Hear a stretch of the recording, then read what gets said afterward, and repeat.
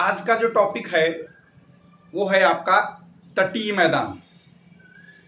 यानी कि अभी तक जो हम लोग इंडियन ज्योग्राफी में जो पढ़े थे उसमें से ये दो टॉपिक, यानी आपका एक मैदान और दूसरा आपका पठार, यानी प्लेटू और प्लेन, ये दो टॉपिक थे जो अभी तक हम लोग इसमें इंडियन ज्योग्राफी में नहीं किए थे।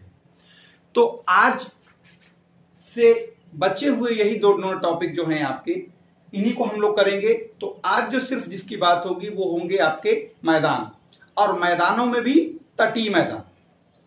जैसे कि हम लोग जानते हैं ये ऊपर वाला, इन्हीं से बोलते हैं हम लोग उत्तर भारत का मैदान, या इसे बोलते हैं गंगा का मैदान। और एक मैदान ये भी है, यानी जितना भी इस मैप में ग्रीन कलर का डॉट लगा हुआ है ये सारे के सारे मैदान है।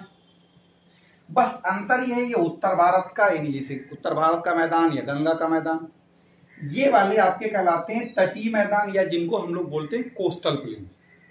तो आज जो बात होगी वो सिर्फ कोस्टल प्लेन की होगी, और कोस्टल प्लेन में एक पश्चिमी तटीय मैदान और दूसरे पूर्वी तटीय मैदान। उसके बाद फिर आगे जो बचे हुए टॉपिक हैं वो नेक्स्ट वीडियो में। तो चलिए ये जानते हैं हम लोग ये आखिर हैं क्या ये तटीय मैदान। तो सबसे पहले ये देखें कि अगर हम लोग यहां से देखा जाए तो ये जाती है आपकी ट्रॉपिक ऑफ कैंसर, यानी जिसे हम लोग बोलते हैं कर्क रेखा। कर्क रेखा से दक्षिण वाला भाग, यानी नीचे वाला भाग, इधर पश्चिम में अरब सागर से घिरा हुआ है, पूरब में बंगाल की खाड़ी से, और पश्चिम दक्षिण में इंडियन ओशन से। यानी अगर कोई भी जमीन तीन ओर पानी से घिरी होती है तो उसे हम लोग पेनिनसुला या प्रायद्वीप कहते हैं। तो ये भी तो एक पश्चिम में अरेबियन सी से, पूरब में बे ऑफ बंगाल से, और दक्षिण में आपका इंडियन ओशन से घिरी हुई है। इसीलिए इस वाले पूरी जमीन को कहा जाता है इंडियन पेनिनसुला। अब बात कर, जब ये इंडियन पेनिनसुला हो गया तो इसका मतलब इधर भी पानी, इधर भी पानी, इधर भी पानी तो होना तय है। अब अगर हम लोग यहां पर देखें इस पश्चिमी हिस्से को, तो पश्चिम में ये आपको जो रेड कलर की लाइन दिख रही है, डार्क कलर की, ये है आपका पश्चिमी घाट पर्वत। इसे हम लोग पिछले वीडियोस में पढ़ चुके हैं।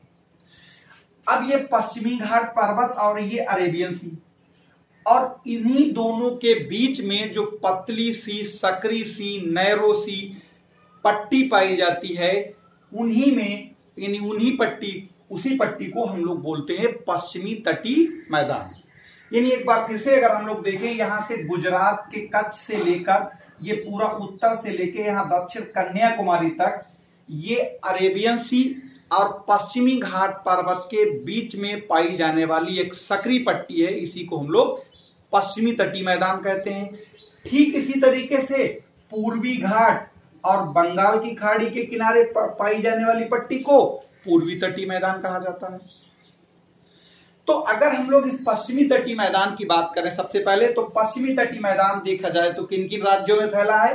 गुजरात, यहां से दमन द्वीप जो यूनियन टेरिटरी है, उसके बाद आपका ये महाराष्ट्र, गोवा, कर्नाटक, केरल, इतने राज्यों में ये पूरी एक सकरी पट्टी के रूप में फैला है।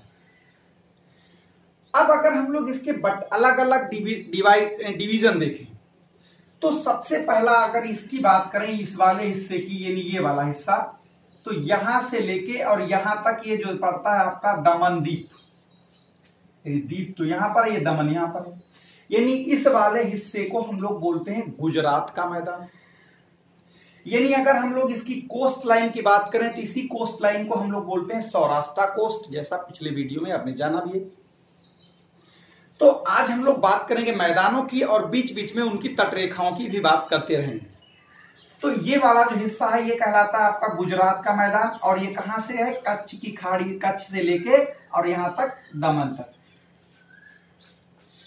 अगर हम लोग इस मैदान की बात करें तो इस मैदान में जो गुजरात का मैदान है, अगर इसकी मिट्टी की बात करें तो यहां पर मिट्टी जो पाई जाएगी वो या तो एलोवियल सॉइल होगी, और या फिर होगी यानी ब्लैक सॉइल, या फिर कहीं ना कहीं थोड़ी सी एलोवियल सॉइल यानी जलोढ़ मिट्टी पाई जाएगी। दूसरी बात, अगर हम लोग यहाँ पर ये बात करें, यहाँ पर मिट्टी यानी जो हो गई जलोढ़ मिट्टी, और दूसरी कौन सी? काली मिट्टी। अब अगर यहां पर इस मैदान की बात देखा जाए तो ये पूरा का पूरा हिस्सा गुजरात में है, और यहीं पर देखा होगा आपने, यहां पर एक जगह पड़ती बॉम्बे हाई, हालांकि वो सागर के अंदर है, तो वहां क्या निकलता है, खनिज तेल। यानी इस हिस्से की अगर हम लोग बात करें एग्रीकल्चर में, इंडस्ट्री में, या यहाँ पर मिनरल्स में, तो यहां पर अगर हम लोग बात मिनरल्स की करें तो यहां पर क्या निकलेगा, खनिज तेल इस एरिया में।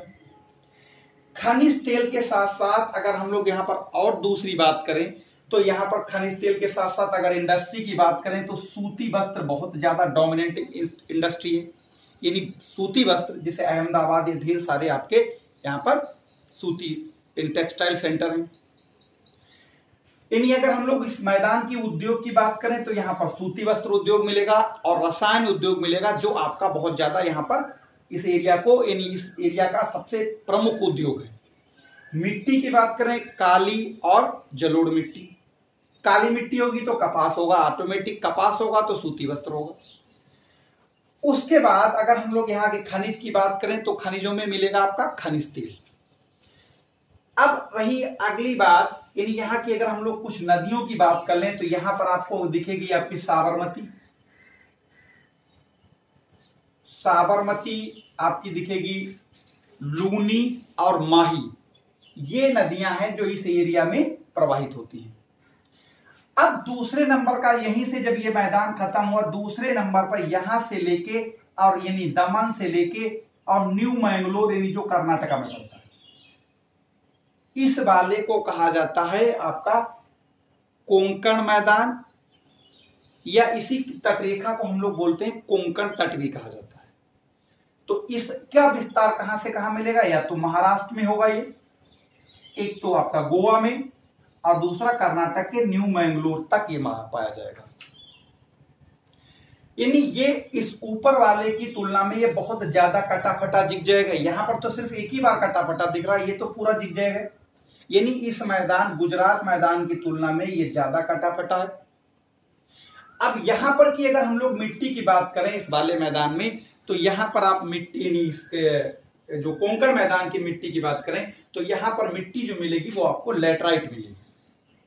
और मिट्टी अगर लैटराइट होगी तो वहां पर बागानी किस्म की खेती बहुत होती है। यानी यहाँ की अगर हम इस मैदान की बात करें मिट्टी की, तो मिट्टी होगी लैटराइट, और मिट्टी लैटराइट है तो यहां पर होगा क्या क्या, तो यहां पर मिलेगा आपको, यहां पर नारियल, चावल, सुपारी, काजू, काली मिर्च, केला और आपका रबर, कॉफी, ये जैसी यहां पर खेती इस चीजों की जाती है। उसके बाद यानी हम लोग मिट्टी देख लिए, यहाँ की फसलें देख लिए। अगर उद्योग की बात करें तो ये पूरा का पूरा ये ब्लैक सॉइल का एरिया है, बगल में इधर देख रहे हैं थोड़ा सा, तो यहाँ पर सूती वस्त्र बहुत ज्यादा प्रमुख, यहाँ का जो उद्योग है वो प्रमुख उद्योग सूती वस्त्र होगा। ये आपको मिलेगा कहां कहां, आपका ये महाराष्ट्र, गोवा और कर्नाटक का हिस्सा। इस मैदान की तुलना में इस मैदान में वर्षा भी अधिक होती है। अब रही बात तीसरे मैदान की, जो यहां से लेके कन्याकुमारी तक का हिस्सा है, ये कहलाता है आपका मालाबार। इसी तटरेखा को मालाबार कोस्ट भी कहते हैं। ये मालाबार जो कोस्ट है, यहां पर अगर हम लोग इस मिट्टी की बात करें इस वाले हिस्से में, तो यहां पर मिट्टी मिलेगी आपको लैटराइट। यानी इस पूरे हिस्से में सबसे ज्यादा अगर कोई मिट्टी मिलेगी तो होगी वो लैटराइट। अमूमन इस पूरे पश्चिमी तटीय मैदान में इस हिस्से को थोड़ा सा ऊपर वाले को छोड़ दिया जाए तो ज्यादातर लैटराइट मिट्टी ही पाई जाती है। अब इसे की बात करें तो यहां पर इसके मुकाबले वर्षा इधर ज्यादा और इसके मुकाबले वर्षा इधर ज्यादा। यानी इस मालाबार कोस्ट की बात करें तो यहां पर लगभग 200 सेंटीमीटर से ज्यादा वर्षा होती है। यानी यहां पर वर्षा ज्यादा होती है, टेम्परेचर ज्यादा, वर्षा ज्यादा। तो यहां पर फसलें कौन कौन सी होंगी अगर हम लोग इसकी बात करें तो यहां पर फसलों की अगर बात कर लें तो यहां पर होगा आपका नारियल, यहां पर होगा आपका चावल, यहां पर होगा आपका कॉफी, यहां पर होगा आपका काजू, यहां पर होगा आपका गरम मसाले। तो ये पूरा हिस्सा आपका यानी बागानी खेती के लिए ही जाना जाता है। दूसरी बात अगर यहां पर खनिजों की बात करें तो यहां पर एक मोनोजाइट पाया जाता है केरला में। और इस मैदान की सबसे अहम खूबी यहां पर लैगून बहुत पाए जाते हैं, जिन्हें हम लोग बैक वाटर भी बोलते हैं। या जिन्हें अनूप बोलते हैं, लैगून बोलते हैं, कयाल बोलते हैं या बैक वाटर बोलते हैं। इन यहाँ पर बहुत सारे लैगून पाए जाते हैं। ये मालाबार तट की ये पहचान है। अगर हम इन अलग अलग तटों की बंदरगाहों की बात कर लें तो मालाबार तट पर प्रमुख बंदरगाह कोच्चि में पड़ेगा। इस वाले पर बंदरगाह प्रमुख बात करें तो यहाँ पर न्यू मैंगलोर, बंबई, नवा सेवा और आपका मार्मागोआ इस पर पड़ेगा, कोंकण तट पे। इस वाले की बात करें तो यहाँ पर आपका पड़ेगा कांडला बंदरगाह, जो आपके गुजरात के मैदान के हिस्से, गुजरात के तटीय हिस्से में पाया जाता है। अब इसी तरीके से अगर हम लोग पूर्वी तटीय मैदान की बात करें, जैसे पश्चिमी तटीय मैदान की बात करी, लेकिन पश्चिमी तटीय मैदान में ध्यान ये रखिए, पश्चिमी तटीय मैदान पूर्वी तटीय मैदान के अपेक्षा बहुत पतले हैं, सकरे हैं। पूर्वी तटीय मैदान में आपको मिट्टी मिलेगी जलोढ़ मिट्टी यानी एलोवियल सॉइल। पश्चिमी तटीय मैदानों में मिट्टी मिलेगी आपको लैटराइट। पूर्वी तटीय मैदान अधिक चौड़े हैं, पश्चिमी तटीय मैदान सकरे हैं। अगर हम दोनों का औसतन एवरेज की बात करें तो पश्चिमी तटीय मैदान जो है आपके, वो पश्चिमी तटीय मैदान आप इनकी जो चौड़ाई है वो औसतन आपकी 65 किलोमीटर है, और जो अधिकतम भाग इनका चौड़ा है वो है आपका 80 किलोमीटर, जो आपका यहाँ नर्मदा और ताप्ती के बीच वाले हिस्से में यहां पर पाया जाएगा। जबकि पूर्वी तटीय मैदान की अगर बात करें तो ये लगभग 150 से 400 किलोमीटर तक चौड़े हैं। तो अब हम लोग पश्चिमी तटीय मैदान से हटके पूर्वी तटीय मैदान पर आते हैं।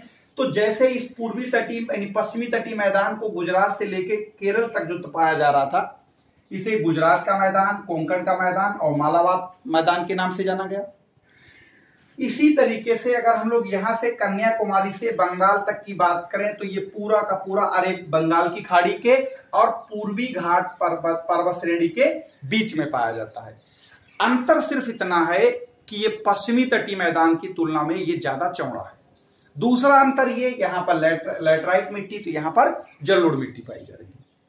यहां पर वर्षा ज्यादा होती, इस मैदान में वर्षा कम होती उसकी तुलना में। यहां तो अब उसी तरीके से अगर हम लोग इनको अलग अलग कैटेगराइज कर दें तो ये बंगाल, जो पश्चिमी बंगाल वाला हिस्सा है, इसे बोलते हैं बंग तट। उड़ीसा वाले को बोलते हैं उत्कल तट।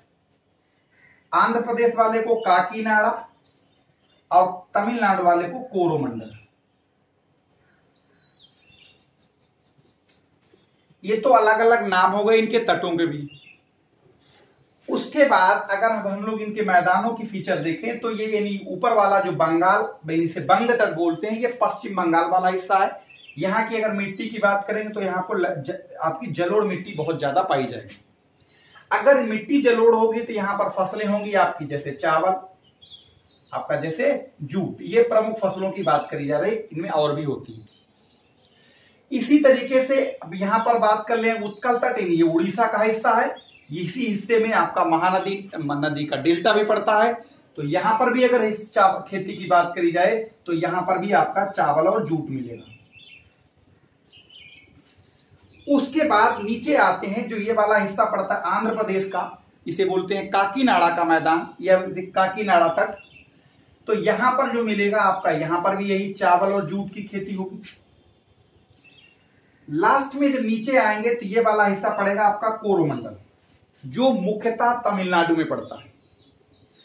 इसमें अगर हम लोग बात करें तो यहां पर भी देखेंगे तो यहां पर जैसे चावल है, जूट, चावल के बाद आपका कपास है, यहां पर आपका गरम मसाले हैं। तो इस तरीके की खेती इस वाले मैदान पर मिलेगी। अब अगर हम लोग एक चीज और देखें इस पूरे मैदान में, जैसे ये वाला जो पश्चिमी तटीय मैदान था, ये आपका दक्षिण पश्चिम मानसून से वर्षा प्राप्त करता है। ये वाला जो पूर्वी तटीय मैदान है, ये आपका पूर्वी यानी बंगाल की खाड़ी की शाखा, मानसून शाखा।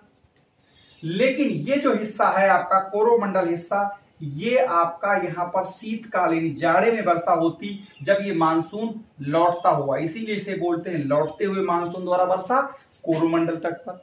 यानी ये वाला हिस्सा जो तमिलनाडु का है, यहां पर आपकी जाड़े में ही वर्षा होती है।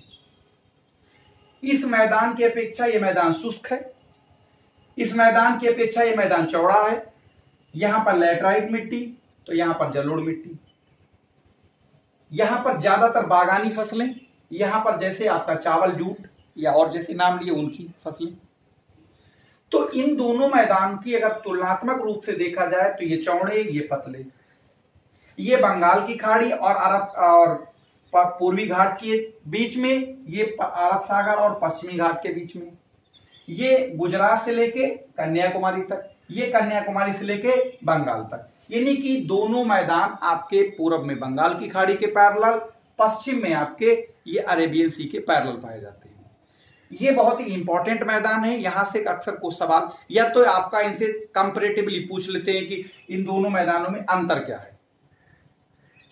तो ध्यान रखिए, ये चाहे वो आपका आप जैसे टोटली अगले साल से जीएस भी आपका डिस्क्रिप्टिव होगा, तो उसमें ये ऐसे शॉर्ट क्वेश्चन छोटे छोटे आ भी सकते हैं। यानी पूर्वी तटीय मैदानों का तुलना कीजिए, तो उसमें ये काम करेगा कि आपका पूर्वी तटीय मैदान में क्या है, पश्चिमी तटीय मैदान में क्या है। इन मैदानों को अलग अलग हिस्से यानी अलग अलग हम लोगों ने टुकड़ों में करके देख लिया।